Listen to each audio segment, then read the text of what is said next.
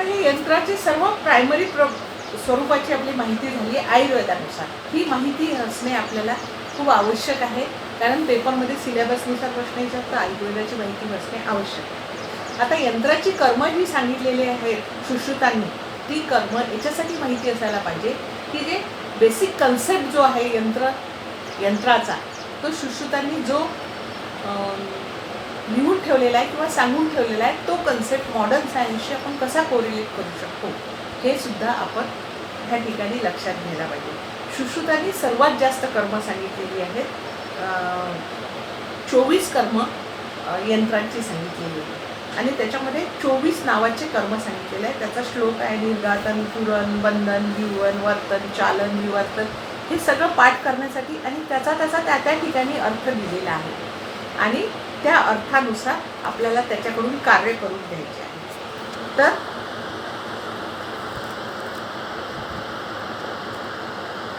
ह्या 24 कर्मामध्ये एकही कर्म आजही एकही कर्म त्याच्यामधून सुटलेलं नाही आहे. फक्त क्षेत्र वेगवेगळं आहे.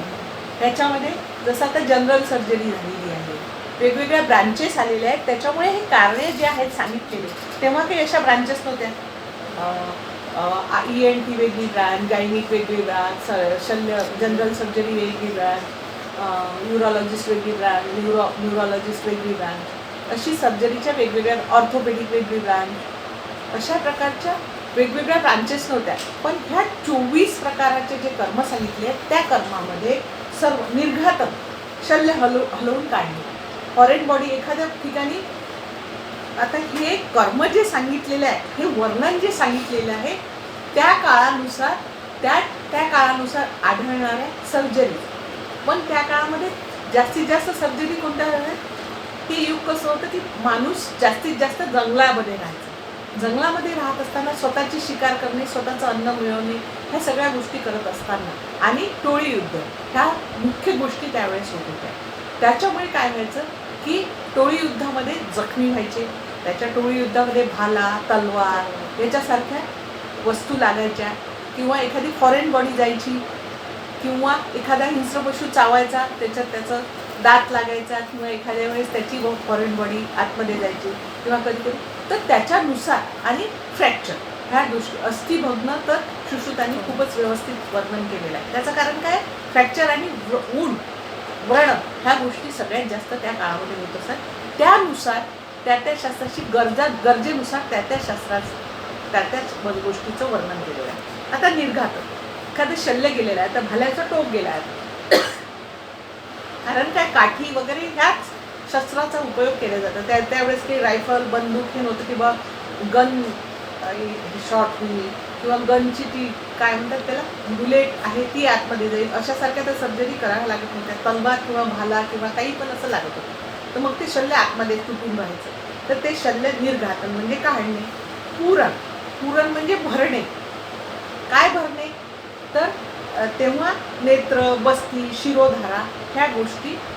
आता ड्रॉप वापरतात. ड्रॉपच्या तोंडाला कसं असते, एक नळीसारखं ट्यूब असते, म्हणजे नाडीयंत्र असू शकते ती. तेच म्हणजे कन्सेप्ट नाडीयंत्राचा तिथूनच आलेला आहे. कारण नेत्रामध्ये औषध टाकणे, बस्ती देणे, शिरोधारा देणे, म्हणजे थोडक्यात उदाहरण देण्यासाठी. बंधन म्हणजे एखाद्या वेळेस, आता तेव्हा अजून आला, आता काय होऊ शकते, तर सर्पदंश होऊ शकते. सर्पदंशाचं जुन्या काळापासून दंश झाल्यानंतर पहिले बांधत होते, किंवा रक्तस्राव होऊन राहिले होते तर बांधणे म्हणजे रज्जू. बंधन. व्यूहन, शल्य काढण्यासाठी व्यूहन करणे, म्हणजे एखाद्या ठिकाणी आपण हे गेलं तर शल्य असं दाबून काढतो, त्याला म्हणतात व्यूहन. वर्तन, अवयवाचे यथास्थापित स्थापन करणे. आता हे या ठिकाणी आलं, जे फ्रॅक्चर झालेलं आहे, डिस्लोकेशन झालेलं आहे, ते स्वस्थानामध्ये आले. त्याच्यासाठी लागणारं काही तुम्हाला पट्टी, काही कापड, किंवा कुशा, किंवा स्लीव, ह्यासारख्या गोष्टी तुम्हाला लागू शकतात. तर ते स्थापन करण्यासाठी ह्या यंत्राचा वेगवेगळे यंत्र जे प्रकार सांगितले त्याचा होऊ शकतो. चालक, शल्य हलवणे. एखादं शल्य फसून बसलेलं आहे, म्हणजे फसलेलं शल्य आपल्याला काढायचं आहे, ते आपण खूप फसलेलं आहे, तर मग ते असं हलवून मग आपण काढू शकतो. विवर्तन, शलाकेने एखादा भाग बाजूला करणे, पुन्हा स्वस्थित स्थानी आणणे, यंत्राची व्रणाच्या आतले बाजूस हालचाल होणे. विवरण, व्रणादीच्या मुखाचे विवरण करणे. आतील एखादा व्रण आहे, तो व्रण शुद्ध करायचा आहे आपल्याला, तर त्या व्रणाच्या कडा बाजूला करून पाहिजे आहे, तर त्या आपण अशा फोर्सेपनी बाजूला करून पाहू शकतो. आतमध्ये पीडन, पीडन साधी गोष्ट आहे. पस काढणे, पस काढण्यासाठी आपण दाबून दाबून पस काढतो. पीडन करणे, पीडन करण्यासाठी विशोधन, विशोधन म्हणजे अवरुद्ध मलमूत्राचे मूत्राचे बाहेर निघणं शोधन करणे. आणि ते शोधन आता शलाका यंत्र सांगितले. शलाका यंत्र आणि जेव्हा युरिन रिटेन्शन झालेलं आहे तेव्हा शलाका यंत्राचा उपयोग करणे सुश्रुतांनी सांगितले. विकर्षण, शल्य पकडून ओढून काढणे. आहारण, आहारण म्हणजे नुसतं काढणे. आंछन म्हणजे ओढून काढणे. उन्नमन म्हणजे अधस्थित शल्य किंवा अस्थिचे उन्मनन करणे, ऑर्थोपेडिकमध्ये लागले. विनमन, वर आलेल्या अस्थिस खाली दाबणे म्हणजे डिस्लोकेशन झालेलं. म्हणजे शल्याचे खंडन करणे. समजा स्टोन झालेला आहे तुम्हाला, ते स्टोन आतमध्येच ब्रेक करून, म्हणजे आता लिथोट्रिप्सी जी करतात ती भंजनच प्रकार आहे.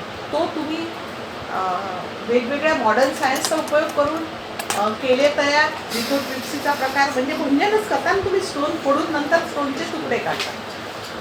उन्मंथन, शलाकेद्वारा शल्य दिसत नसेल, शलाकेच्या हातीने शल्य म्हणजे जर एखादी सायनस आहे, त्या सायनसमध्ये आपल्याला शल्य गेलेलं आहे, आपण काटा काढताना त्या सुईला काटा टच होतो का पाहतो. आपण साधी प्रोसिजर करत असतो, काटा लागतो का पाहतो, सुई टाकून बघतो की हां लागला म्हणतो. तसं ह्या यंत्राने जर एखाद्या सायनसमध्ये आतमध्ये जर शल्य गेलेलं असेल, आपल्याला नक्की माहिती आहे तिथे गेलेलं आहे, तर आपण हे एशनी आतमध्ये टाकतो. ह्या एशनीला एक आपला जो अभ्यास असतो त्या अभ्यासानुसार या एशनीला ते टच होते का शल्य आतमध्ये, तो झाला अभ्यास.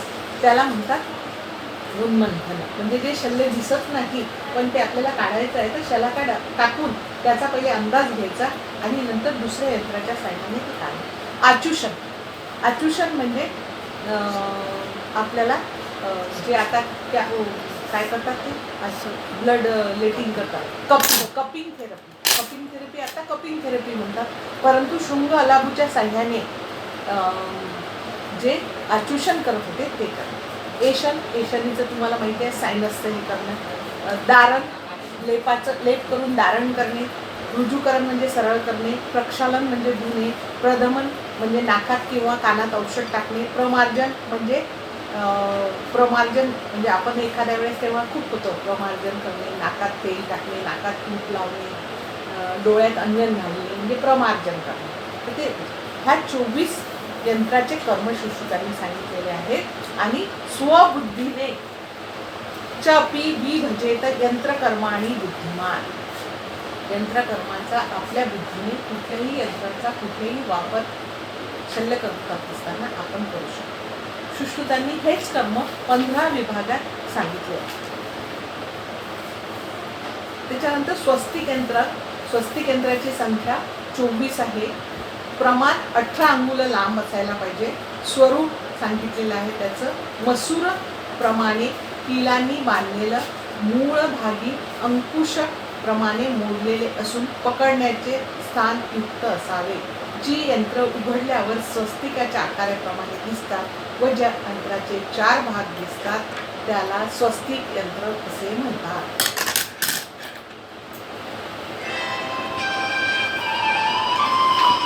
जे यंत्र उघडल्यानंतर ज्याचे 4 भाग दिसतात, 4 भाग दिसतात, 4 दिसले 4 मसूर 4 भाग दिसतात उघडल्यावर.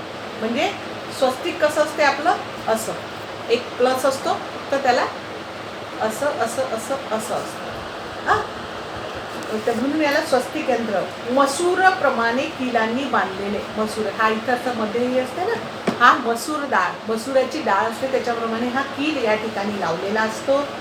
मूळ भागी अंकुशाप्रमाणे मोडलेले, पकडण्याच्या स्थान, हे पकडण्याचे स्थान ते मूळ. हे झालं स्वस्तिक यंत्र. प्रकार सिंह, व्याघ्र, वृक, तरक्षू हे सगळे प्राण्यांची नावं आहेत. आता त्यावेळी असं नाव द्यायला काहीच नव्हतं म्हणून ही प्राण्यांची नावं दिलेली आहेत. तर 9 पशुमुखी आहे, 15 पक्षीमुखी प्राणी सांगितले. उपयोग अस्थिच्या ठिकाणी असलेले शल्य काढण्यासाठी स्वस्तिक यंत्राचा उपयोग करतात. देन सदंश यंत्र.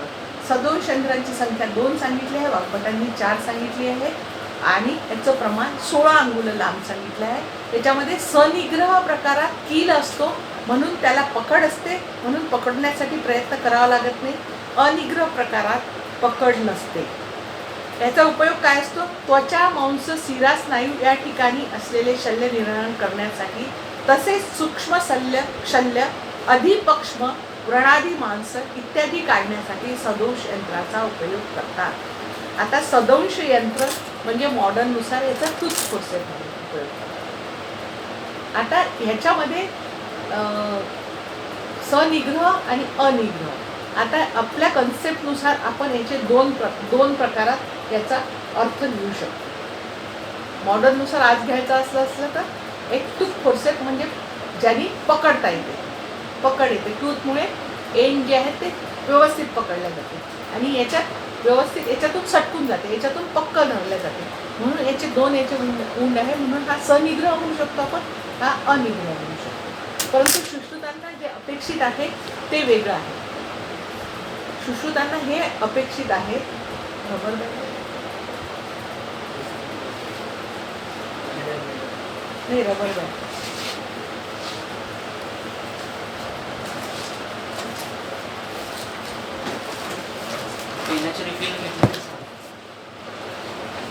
तर हे पहा. आता इथे जर एखादी रिंग जर टाकून दिली, या ठिकाणी जर अशी रिंग टाकली आपण, तर रिंग टाकल्यानंतर इथपर्यंत रिंग फिट्ट केली तर हा आपल्याला पकडून ठेवावा लागणार नाही.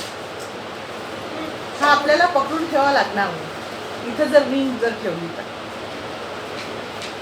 समजा आता आपल्याला हे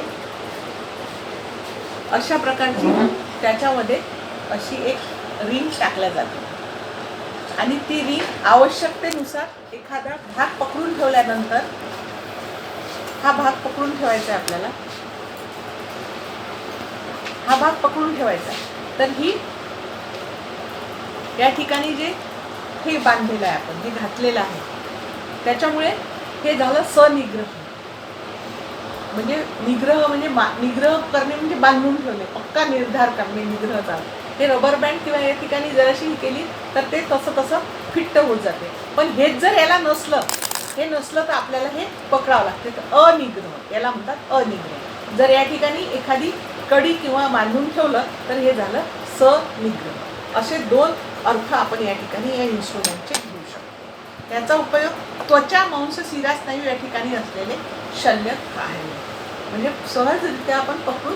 आता मी तुम्हाला वारंवार तेच सांगू इच्छिते की त्या ठिकाणी जास्तीत जास्त फॉरेन बॉडी, तेव्हाच्या काळात फॉरेन बॉडी जाणे हाच एक महत्त्वाचा प्रकार किंवा ह्याच जास्त पेशंट पाहायला मिळत होते. म्हणून शल्य निर्धारणासाठी काढ आणि व्रणादी मांस म्हणजे व्रण हील झाल्यानंतर ते जे अधिमांस होते ते पकडून काढण्यासाठी सदंश यंत्राचा उपयोग केला. वाग्भटांनी मुचुंडी यंत्र असे एक सदंश यंत्र सांगितलेले आहे. हा पीजीसाठी तुम्हाला क्वेश्चन येऊ शकतो की वाग्भटांनी मुचुंडी यंत्र सांगितलं. मुचुंडी यंत्राच्या मुखाच्या आतमध्ये छोटे छोटे दातासारखे भाग असतात. मूळ भाग सरळ असतो. याच्या अंतिम टोकाकडे रुचक अंगठीसारखे आभूषण असते. ही वलयाकार अंगठी मुखाजवळ नेली असता यंत्र मुख संकुचित होते व पकड मजबूत होते. आता हे यंत्र कसं असेल याचा तुम्हाला अंदाज येऊ शकतो.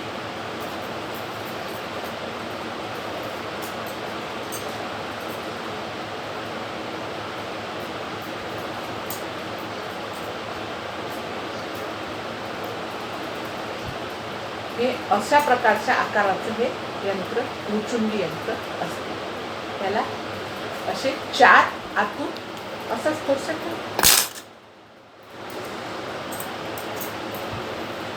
हे जसं आहे हे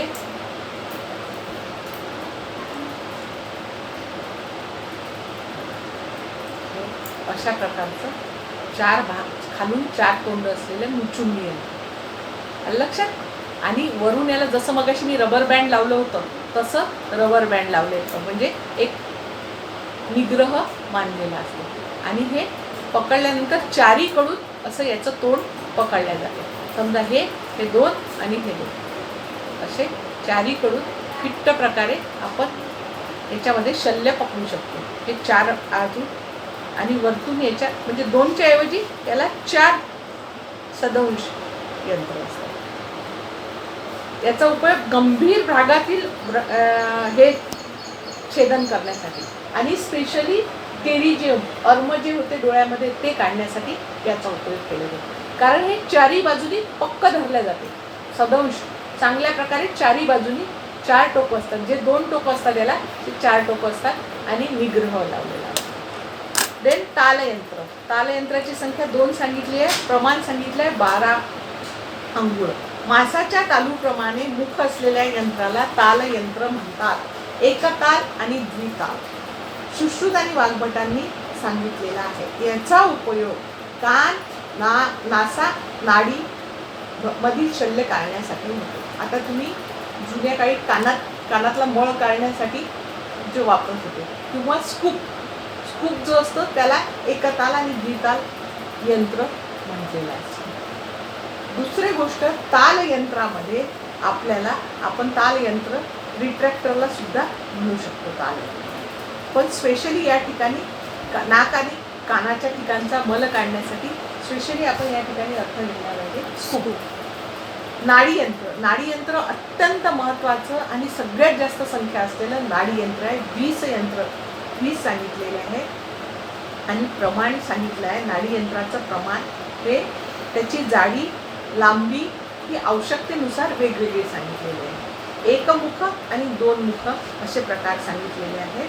नाडी यंत्राचे भगंदर यंत्र 20 नावं सांगितलेले आहे. ते नावं तुम्ही वाचू शकता. पण सगळ्यात महत्त्वाचा की नाडी यंत्राचे उपयोग पाठ असणं आवश्यक आहे. प्राणी स्रोतोगत शल्य उद्वर्तनार्थ म्हणजे स्रोतसामध्ये गेलेलं शल्य उद्धृत करण्यासाठी म्हणजे शल्य बाहेर काढण्यासाठी. स्रोतोगत म्हणजे पूर्ण अन्ननलिकेपासून तर गुदद्वारापर्यंत स्रोत असं. रोगदर्शनार्थ रोगाचं एक्झामिन करणं म्हणजे आपल्याला एक्झामिनेशनसाठी. या ठिकाणी परफेक्ट अर्थ घ्यायला पाहिजे तुम्ही नाडी यंत्राचा. पहिलं सांगितलं आहे शल्य उद्वर्तनार्थ, दुसरं सांगितलं आहे रोगदर्शनार्थ, तिसरं सांगितलं आहे आचूषणार्थ आणि क्रिया सौकर्यार्थ. आचूषण म्हणजे ओढून काढणे. क्रिया सौकर्यार्थ म्हणजे तुम्ही जे कर्म करणार आहे शल्यकर्म त्या शल्यकर्माला मदत करण्यासाठी किंवा ते कार्य सहजतेने पार पडण्यासाठी आपण या यंत्राचा उपयोग करतो. आता वेगवेगळ्या याच्यामध्ये यंत्र सांगितले ते मॉडर्ननुसार आपल्याला त्याच्यात येतीलच. परंतु ह्या ठिकाणी डिटेल सांगण्यासारखं हे आहे नाडी यंत्रामध्ये. नाडी यंत्रामध्ये आपल्याला मॉडर्ननुसार प्रोक्टोस्कोप येतो, कॅथेटर येते, लॅरिंगोस्कोप येतो, ENT मधले कानाचं तपासण्यासाठी नाक तपासण्यासाठी हे जे सगळे प्रकार आहेत हे नाडी यंत्राचे प्रकार सुश्रुतांनी आणि वाग्भटांनी याच्यात सांगितले. त्याच्यामधलं लॉजिक आणि बेसिक कन्सेप्ट हा खूप म्हणजे सुश्रुताचार्यांनी लावलेलं लॉजिक तेव्हा आणि त्यांचा कन्सेप्ट हा आजही उपयोगात येतो. कसं की भगंदर यंत्र किंवा अर्शो यंत्र आजचा जो प्रोक्टोस्कोप आहे तो त्याच कन्सेप्टवर आहे आणि आपण त्याचा उपयोग काय करतो रोगदर्शन. म्हणजे स्कोपी जे प्रकार आहेत रोगदर्शन करणे स्कोपी जे आलेले आहेत त्याच्या मागचं लॉजिक आणि कन्सेप्ट हा सुश्रुतांना तेव्हा माहिती होता की आपण पाहू शकतो. असं ट्युब्युलर स्ट्रक्चर असतं तर पाहू शकतो. आता कॅमेरा ह्या सगळ्या गोष्टी झालेल्या स्कोपीमध्ये ह्या नंतरचं आहे. पण त्याच्या मागची मूळ कल्पना सुश्रुताचार्यांनी तेव्हा सांगितली की रोगदर्शनार्थ आणि क्रिया सौकर्यार्थ. आपण स्कोपी करतो प्रोक्टोस्कोपी सिस्टोस्कोपी करता करता छोटासा स्टोन काढून देतो म्हणजे क्रिया सौकर्यार्थी झालं आणि रोगदर्शनार्थी झालं, दोन्ही झालं. प्रोक्टोस्कोपी जर आपल्याला प्रोक्टोस्कोप करून एखाद्या ठिकाणी आतमधलं जर बायोप्सी घ्यायची आहे रेक्टममधली तर प्रोक्टोस्कोपीने पाहिली आपण आणि बायोप्सी क्रिया सौकर्यार्थी केलं, शल्यकर्मही केलं. तर हे स्कोपीचे. अजून सुश्रुतांनी खूप छान सांगितलं आहे की त्याच्यानुसार आपण ठामपणे सांगू शकतो की एंडोस्कोपी वगैरे हा प्रकार जो आहे ह्याच्यामध्ये सुश्रुताचार्यांचं खूप मोठं योगदान आहे. घशामध्ये जर एखादं शल्य अडकलेलं असेल तर ते शल्य कसं काढायचं याची छोटीशी प्रोसिजर सुश्रुतांनी सांगितली की एक लोहयुक्त शल्य गेलेला आहे समजा तुमच्या घशामध्ये, तर तुम्हाला नाडी यंत्र टाकायला सांगितलं आणि त्या नाडी यंत्रातून लाखेचा गरम तुकडा टाकायला सांगितला की तो आतमधलं ते गरम झालेलं लाख जे आहे त्याला तो तुकडा चिटकून येईल, म्हणजे रोगदर्शन, म्हणजे शल्य पाहिलं आणि काढून पण घेतलं. एंडोस्कोपीमध्ये काय करतात, आपलं इसोफेगोस पाहतात, स्टमक पाहतात, ते पाहत असताना त्याच्यातून स्कोप टाकतात, एखादा व्रण असतं तो कॉटरी करून टाकतात, काही करून टाकतात. तर हे बेसिक असतं. सुश्रुतांनी घशापर्यंत सांगितलं कारण त्यांची इन्स्ट्रुमेंट तेवढ्यापर्यंत होते. म्हणून या नाडी यंत्राचे उपयोग आणि नाडी यंत्राचा जो वर्णन आहे ते सुश्रुतांनी अत्यंत योग्य प्रकारे सांगितलेलं आहे. हे या ठिकाणी आपल्याला वर्णन म्हणण्यास काहीच हरकत नाही. म्हणून सगळ्यात म्हणजे योगदान जे आहे सुश्रुताचं ते सुश्रुतांनी सांगितलं आहे. कंठ शल्य अवलोकनी नाडी, म्हणजे कंठामध्ये गेलेलं शल्य कसं काढायचं. शल्य निर्घातनी नाडी, शल्य निर्घातन करायचं कसं. योनी व्रणेक्षण यंत्र, म्हणजे स्पेक्युलम जो सांगितला आहे योनीचं परीक्षण करण्यासाठी. घ्राण अर्बुद यक्षो यंत्र, नाकामध्ये झालेलं, म्हणजे प्रत्येक ठिकाणच्या स्कोपचं वर्णन त्या ठिकाणी सुश्रुतांनी केलेलं आहे. वाग्भटांनी सांगितलेलं आहे, सुश्रुतांनी सांगितलं आहे. सन्निरुद्ध गद यंत्र, म्हणजे डायलेटरचा प्रकार असायला पाहिजे हा. दपोदर विस्त्रावलन यंत्र, म्हणजे जलोदरमध्ये फ्लुईड झालेलं आहे ते फ्लुईड काढण्यासाठी नाडी यंत्राचा जो उपयोग करतात ते.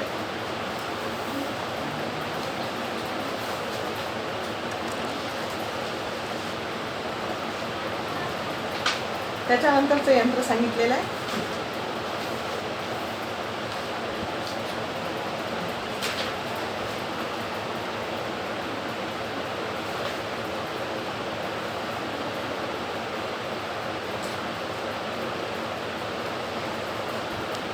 शलाका.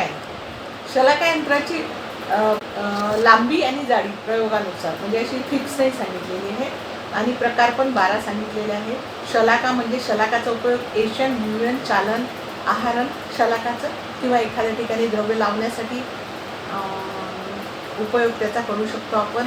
प्रोब आणि अग्निकर्माची शलाका, डायलेटर्स, हे जे सगळे प्रकार आहेत हे शलाका यंत्रामध्ये मोडतात. ते सगळे नावं तुम्हाला वाचायचे आहेत. बाकी त्याच्यामध्ये हे करण्यासारखं काही विशेष असं सांगण्यासारखं नाही. त्याच्यानंतर सांगितले आहे उपयंत्र.